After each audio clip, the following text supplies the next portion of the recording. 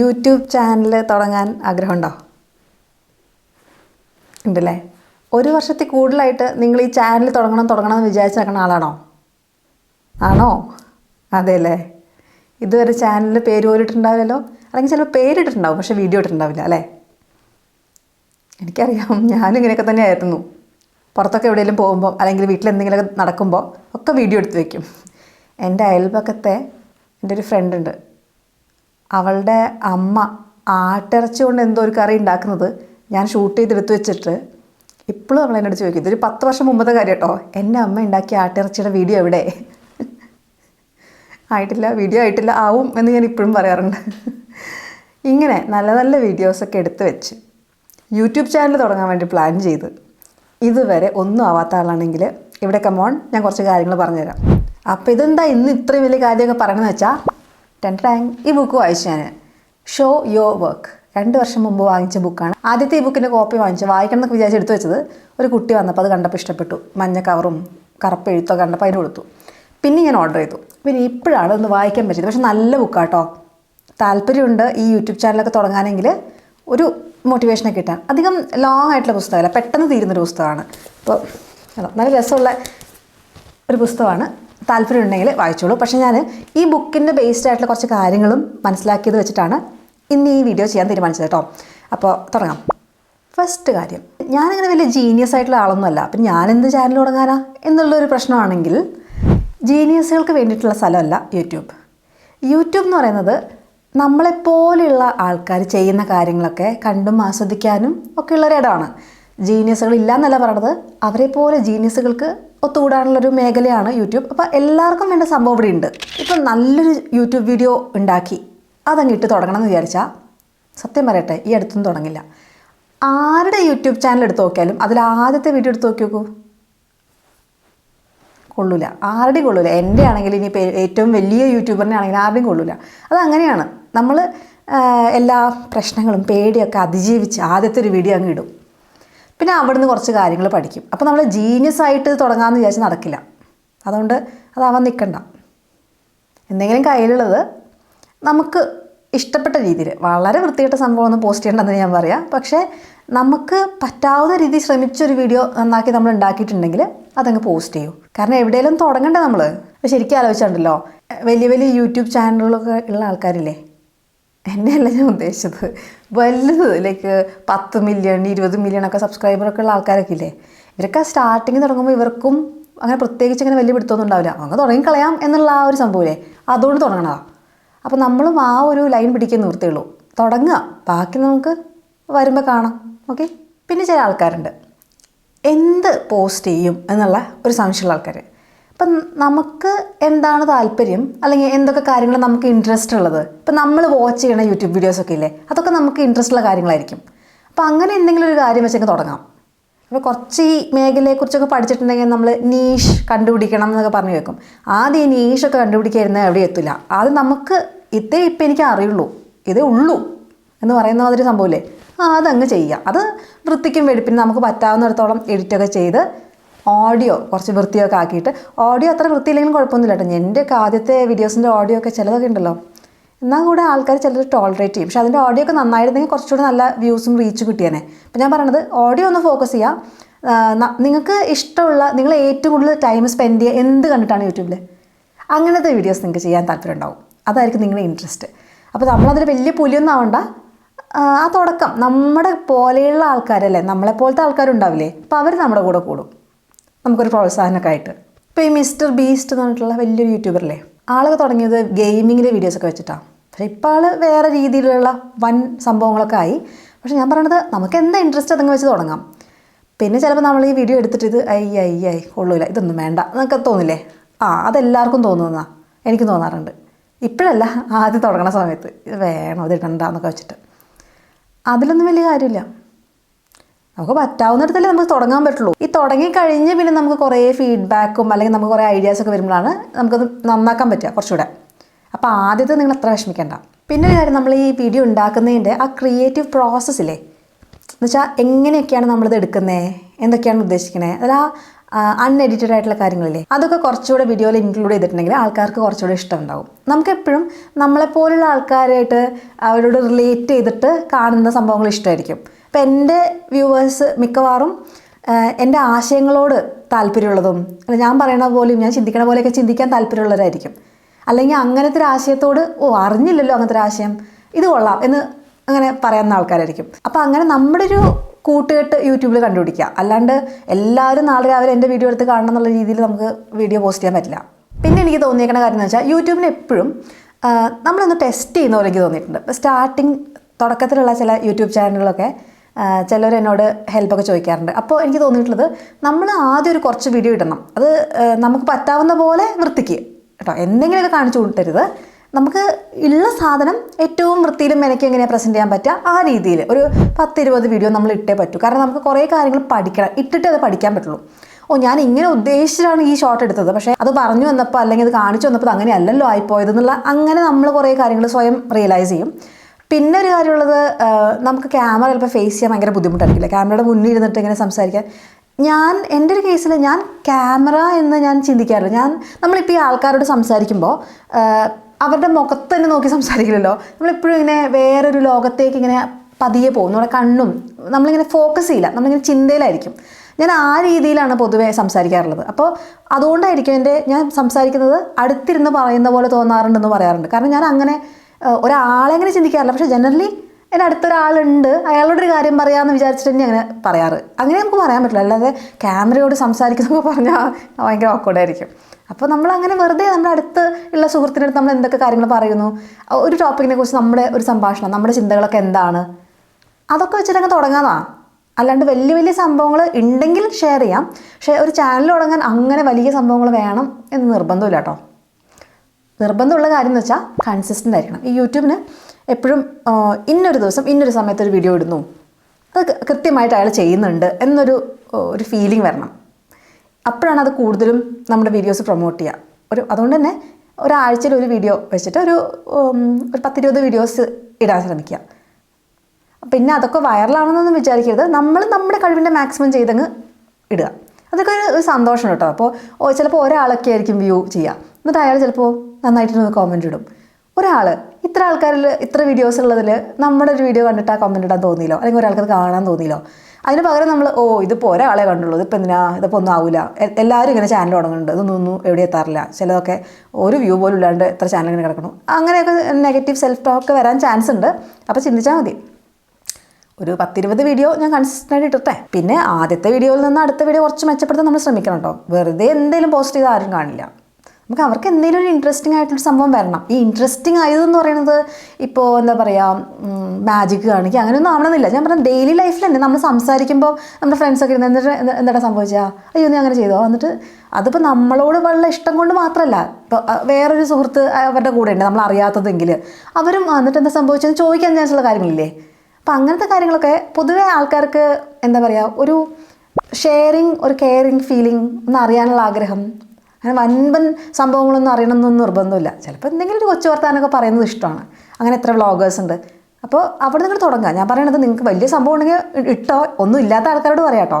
Channel തുടങ്ങണമെന്ന് ആഗ്രഹമുണ്ട്, പക്ഷേ അങ്ങനെ വലിയൊരു സെറ്റപ്പ് ഒന്നും ഇല്ലെങ്കിൽ ചെറുതായിട്ടൊക്കെ തുടങ്ങാം. ഇനി എന്തിനെക്കുറിച്ച് പോസ്റ്റ് ചെയ്യണമെന്ന് ചോദിച്ചാൽ ഞാൻ പറയാം, നിങ്ങൾ വാച്ച് ചെയ്യണ യൂട്യൂബ് വീഡിയോസൊക്കെ നോക്കുക. ഇപ്പോൾ ചില സമയത്ത് നമ്മൾ കാണുക എന്തെങ്കിലും ഒരു കാര്യം പഠിക്കാൻ വേണ്ടിയിട്ട്, ഇപ്പോൾ ഇംഗ്ലീഷ് പഠിക്കാൻ വേണ്ടിയിട്ട് എൻ്റെ ഈ ചാനലല്ല, എനിക്ക് ഈസി ഇംഗ്ലീഷ് വിത്ത് വിനി എന്ന് പറഞ്ഞിട്ടൊരു ചാനലുണ്ട്. അതിൽ കുറേ ആൾക്കാർ ഇംഗ്ലീഷ് പഠിക്കാൻ വേണ്ടി സെർച്ച് ചെയ്ത് വന്ന് ചാനലിൽ വീഡിയോസ് കാണുന്ന ആൾക്കാരുണ്ട്. അപ്പോൾ ചില ആൾക്കാർ അങ്ങനെയായിരിക്കും. അപ്പോൾ പഠിക്കാൻ പോകുന്ന കാര്യങ്ങൾ, എൻ്റെ ജേണി, ഞാൻ ഇംഗ്ലീഷ് ഇങ്ങനെയാണ് പഠിച്ചത് എന്ന് പറഞ്ഞിട്ടുള്ളൊരു ജേണി നമുക്ക് പോസ്റ്റ് ചെയ്യാം. അപ്പോൾ നോക്കി ബാക്കിയുള്ളവർക്കൊക്കെ ഒരു ആഗ്രഹമായിരിക്കും, നല്ല, അപ്പോൾ നമുക്കും ഒരു ആഗ്രഹം ഉണ്ടാവും കേട്ടോ. നമ്മൾ പോസ്റ്റ് ചെയ്യുമ്പോൾ നമ്മൾ നല്ല നിലയിൽ ഇംഗ്ലീഷ് പഠിച്ച് എത്തണം എന്നുള്ളൊരു ഇതുണ്ടാവുമല്ലോ. അപ്പോൾ നമ്മൾ ആദ്യത്തെ ദിവസം ഇത് കണ്ടു, എന്നിട്ട് നമ്മൾ എന്തെങ്കിലും ഇംഗ്ലീഷിൽ സംസാരിക്കാൻ ശ്രമിക്കുക, അത് തെറ്റുണ്ടാവും. അത് നമ്മുടെ ജേണി നമ്മൾ പോസ്റ്റ് ചെയ്യുന്നതല്ലേ. അതൊക്കെ വളരെ ഇൻട്രസ്റ്റിംഗ് ആയിട്ടുള്ള തീംസാണ്. അങ്ങനെ നമ്മൾ റിയൽ ആയി വെക്കുക. നമ്മളിങ്ങനെ ഫേക്ക് ആവേണ്ട കാര്യമില്ല. നമ്മൾ പഠിക്കാൻ ശ്രമിക്കുന്നു, തെറ്റ് വരുത്തുന്നുണ്ട്, അപ്പോൾ അടുത്ത വീഡിയോയിൽ, കഴിഞ്ഞ വീഡിയോയിൽ ഞാൻ വരുത്തിയ തെറ്റുകൾ ഇതൊക്കെയാണെന്ന് എനിക്ക് മനസ്സിലായി എന്നൊക്കെ പറഞ്ഞ് ആ ഒരു ജേണി പോസ്റ്റ് ചെയ്യാം. പിന്നെ നിങ്ങൾ വേറെ ഏതെങ്കിലും ഇപ്പോൾ ചാനലുകളൊക്കെ കാണുന്നുണ്ടെങ്കിൽ അപ്പോൾ നിങ്ങൾക്ക് അവിടുന്ന് എന്ത് തരം ചാനലുകളാണ് നിങ്ങൾ കാണുന്നത്, അപ്പോൾ അതൊക്കെയായിരിക്കും നിങ്ങളുടെ ഇൻട്രസ്റ്റ്.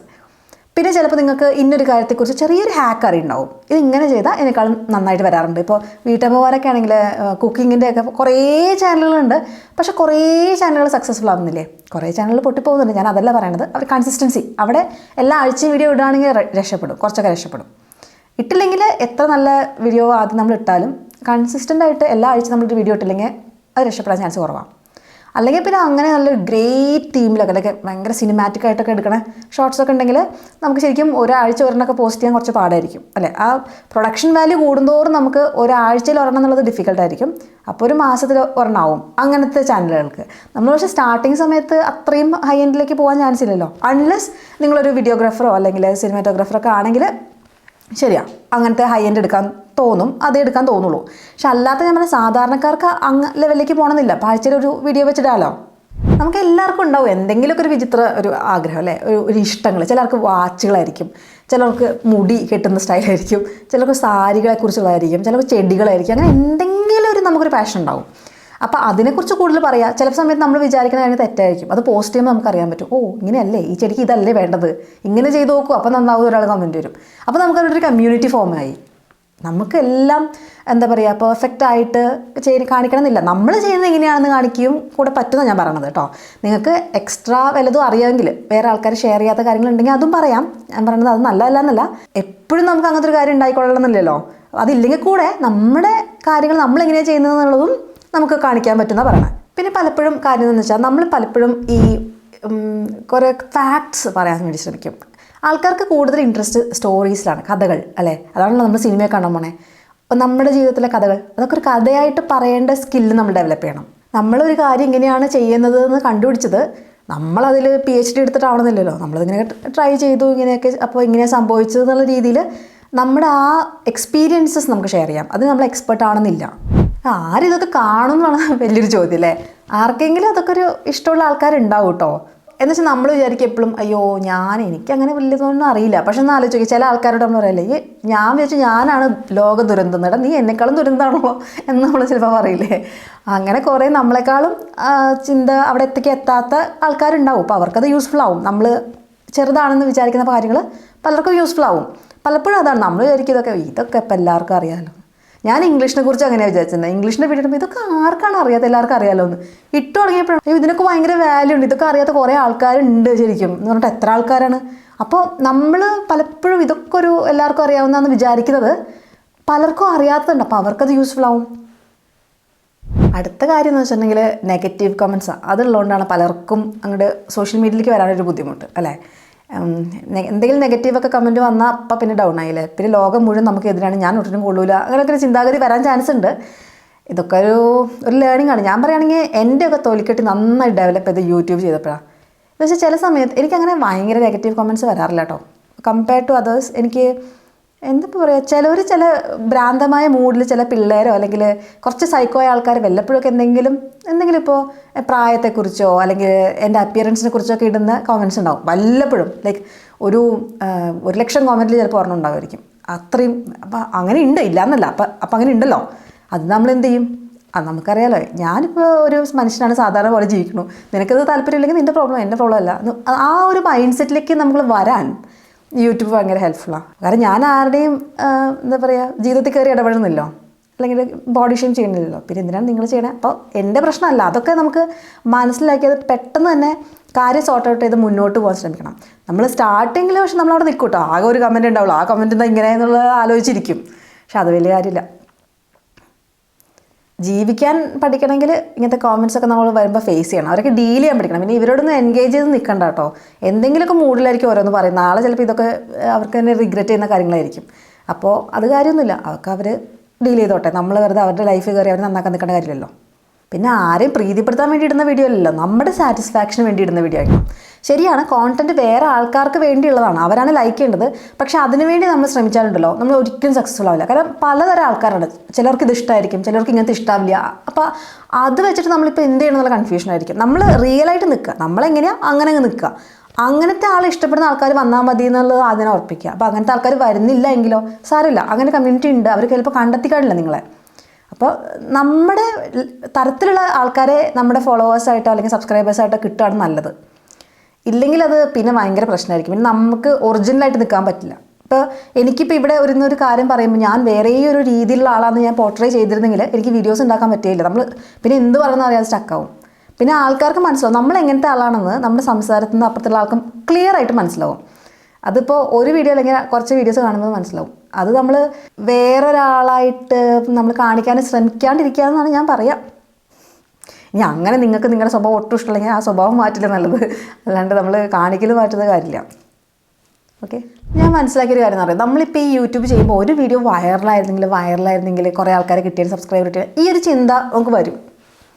അതൊരു ട്രാപ്പാണ്. അങ്ങനെ പോയിട്ട് കാര്യമില്ല. ഒരു വൈറലാവണമെങ്കിൽ ആവട്ടെ, വെൽ ആൻഡ് ഗുഡ്. പക്ഷേ അതിനു വേണ്ടി നമ്മൾ സ്ട്രൈവ് ചെയ്യും. നമ്മളെപ്പോഴും ഒരു വീഡിയോ 2 ആൾ കണ്ടു, അടുത്ത വീഡിയോ ആ 2 ആളെങ്കിലും ഒന്നുകൂടെ കാണണം എന്നുള്ള ആഗ്രഹിക്കുക.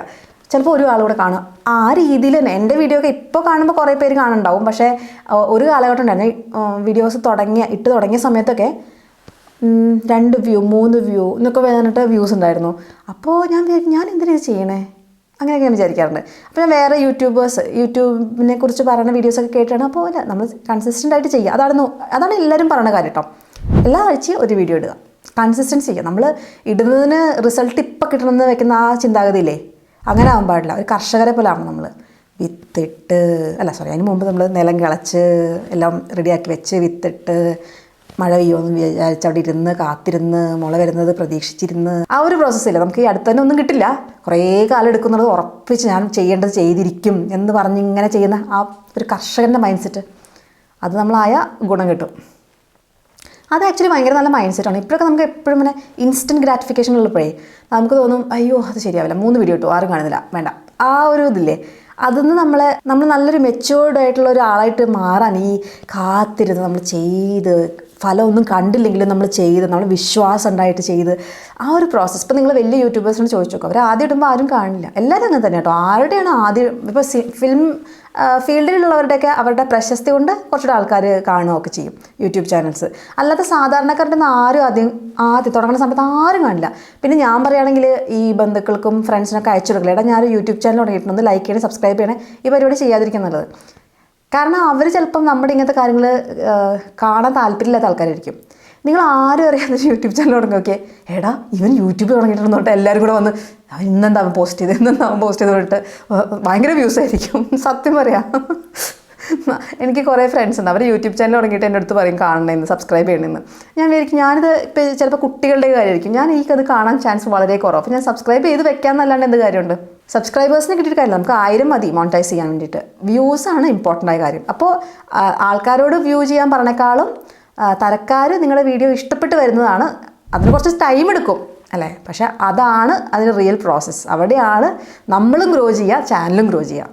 ഇതിപ്പോൾ എസ്പെഷ്യലി ഈ ബുക്ക് വായിക്കുമ്പോഴേ, ഈ പുസ്തകം വായിക്കുമ്പോൾ ഇതിൽ ഇമ്പോർട്ടൻ്റ് ആയൊരു കാര്യം എന്ന് വെച്ചാൽ, ഇപ്പോൾ നമ്മൾ നാട്ടിലൊക്കെ കുറേ കലാകാരന്മാരൊക്കെ ഉണ്ടാവില്ല. ഇപ്പോൾ ഷോർട്ട് ഫിലിം എടുക്കാൻ താല്പര്യമുള്ളവർ, ബുക്ക് എഴുതാൻ താല്പര്യമുള്ളവർ, ചിത്രകല, മ്യൂറൽ ആർട്ട് അങ്ങനെയൊക്കെ ചെയ്യുന്ന ആൾക്കാർ, അല്ലെങ്കിൽ പോട്ടറി, അങ്ങനെ പല പല പല പല വർക്ക്, സ്റ്റിച്ചിങ് അല്ലേ, തയ്യൽ, പല പല മേഖലകൾ, കരകൗശല വസ്തുക്കൾ ഉണ്ടാക്കുന്നവർ, ഇവർക്കൊക്കെ ഞാൻ പറയുകയാണെങ്കിൽ ഇവരൊക്കെ എന്തായാലും സോഷ്യൽ മീഡിയയിലേക്ക് വന്ന് ഒന്ന് അവരുടെ വർക്ക് കാണിക്കുന്നു, ആ പ്രോസസ്സ് കാണിക്കുന്നു. നമ്മൾ ഈ സാധനം ഉണ്ടാക്കാൻ വേണ്ടിയിട്ട് എൻ്റെ വരെ വെയിറ്റ് ചെയ്യാണ്ട് ആ പ്രോസസ്സ് കാണിക്കുന്നതൊക്കെ വളരെ നന്നായിരിക്കും. ഞാൻ കുറേ അങ്ങനത്തെ വീഡിയോസ് ഫോളോ ചെയ്യാറുണ്ട്, കുറേ യൂട്യൂബേഴ്സിൻ്റെ. എനിക്ക് അതെങ്ങനെ അവർ സ്റ്റാർട്ടിങ്ങിൽ ചെയ്തു, പിന്നെ അത് എങ്ങനെ മാറി, ആ ഒരു ജേണിയിൽ അത് ഭയങ്കര ഫുൾഫില്ലിംഗ് ആണ്. അതിൽ നമ്മളീ പറഞ്ഞ മാതിരി യൂട്യൂബിൽ നമ്മൾ ഒരു വീഡിയോ ഇട്ടിട്ട് ഒന്നും എക്സ്പെക്റ്റ് ചെയ്യാണ്ട് നിൽക്കുന്ന ആ കാലഘട്ടം ഉണ്ടല്ലോ, അതുമാതിരി അവർ ചെയ്യുന്ന ആ തെറ്റ് പറ്റുന്നൊക്കെ ഡോക്യുമെൻ്റ് ചെയ്ത് പിന്നെ അവസാനം അത് അവരെങ്ങനെ ഇമ്പ്രൂവ് ആയി എന്നുള്ള കാര്യങ്ങളൊക്കെ കാണിക്കുമ്പോൾ വർഷങ്ങളുടെ എഫേർട്ടായിരിക്കും, അല്ലെങ്കിൽ ചിലപ്പോൾ മാസങ്ങളുടെ എഫേർട്ടായിരിക്കും. ആ ജേണി വളരെ യൂസ്ഫുള്ളാണ്. നമുക്കും അതൊന്ന് പഠിക്കാനും നമുക്കും ഇത്രയും കാലം എടുക്കും ഇതിങ്ങനെ ആവാമെന്ന് മനസ്സിലാക്കാൻ. ഓവർനൈറ്റ് സക്സസ് അല്ല. നമുക്കും ഈ യൂട്യൂബ് ചാനലിൻ്റെ കേസിലും ബാധകമാണ്. ഈ ഓവർനൈറ്റ് സക്സസ് അല്ല, അത് എക്സ്പെക്റ്റ് ചെയ്യരുത്. അങ്ങനെ അത് അത്ര കാലം നിലനിൽക്കില്ല. നമ്മൾ പടിപടിയായി വളരുമ്പോൾ അത് നല്ല സോളിഡ് ആയിട്ടുള്ള ഗ്രോത്ത് ആയിരിക്കും. അപ്പോൾ ഞാൻ എന്തെങ്കിലും ഒരു ചാനൽ തുടങ്ങണം എന്ന് ആഗ്രഹമുണ്ട് എന്ന് വിചാരിക്കുന്നവർ ഇപ്പം തന്നെ പോയിട്ട് ഉള്ള വീഡിയോസൊക്കെ ഒന്ന് സോർട്ട് ചെയ്യുക. യൂട്യൂബ് നോക്കി ഏതെങ്കിലും ഒരു എഡിറ്റിംഗ് സോഫ്റ്റ്വെയർ ഏതെങ്കിലുമൊക്കെ ഉണ്ടല്ലോ, ക്യാപ് കട്ട് അങ്ങനെയൊക്കെ പറഞ്ഞിട്ട് ഓരോന്നൊക്കെ ഉണ്ടല്ലോ, കുറേ ഉണ്ട്. അപ്പോൾ അതിലേതെങ്കിലും ഒരെണ്ണം ഡൗൺലോഡ് ചെയ്യുക. ഫോണിൽ തന്നെ ഷൂട്ട് ചെയ്തത് മതി വീഡിയോസ്. ആദ്യം ക്യാമറ തപ്പി പോകണ്ട കേട്ടോ. ക്യാമറ ഇല്ലാത്തവർ ഇപ്പോൾ തപ്പി പോകരുത്, ഫോണിൽ ഷൂട്ട് ചെയ്തിടുക. ഫസ്റ്റ് വീഡിയോ അങ്ങോട്ട് ഒരു ടൈറ്റിലും നല്ലൊരു തമ്മിലൊക്കെ ഉണ്ടാക്കിയിട്ട് ഇടുക. എല്ലാ ആഴ്ചയും ഓരോന്നും കൂടി ഇടുക. അപ്പോൾ ഓൾ ദി ബെസ്റ്റ്. ചെയ്യണേ, ചെയ്തിട്ടുണ്ടെങ്കിൽ അറിയിക്കണം കേട്ടോ. താഴെ കമൻറ്റ് ലിങ്കൊക്കെ പേസ്റ്റ് ചെയ്തോളൂ. താല്പര്യം എന്നിട്ട് എന്തിനെക്കുറിച്ചാണ് ഈ ചാനൽ എന്നും പറയുക. നമുക്ക് നോക്കാം എങ്ങനെ പോണു. ഒരു 6 മാസം കഴിഞ്ഞിട്ട് നോക്കാം നമുക്ക് എത്ര ആൾക്കാരുടെ ചാനലിൽ കൺസിസ്റ്റൻ്റ് ആയിട്ട് എല്ലാ ആഴ്ചയും ഒരു വീഡിയോ ഇട്ടു എന്നിട്ട് എവിടെ എത്തിയെന്ന് നോക്കാമല്ലോ. ഓക്കെ, അപ്പോൾ ഇന്ന് അത്രയേ ഉള്ളൂ. വീഡിയോ ഇഷ്ടപ്പെട്ടോ? ഇഷ്ടപ്പെട്ടിട്ടുണ്ടെങ്കിൽ അറിയിക്കൂ. അടുത്ത ദിവസം വേറൊരു വീഡിയോയിൽ കാണാൻ. അതുവരേക്കും ബൈ ബൈ.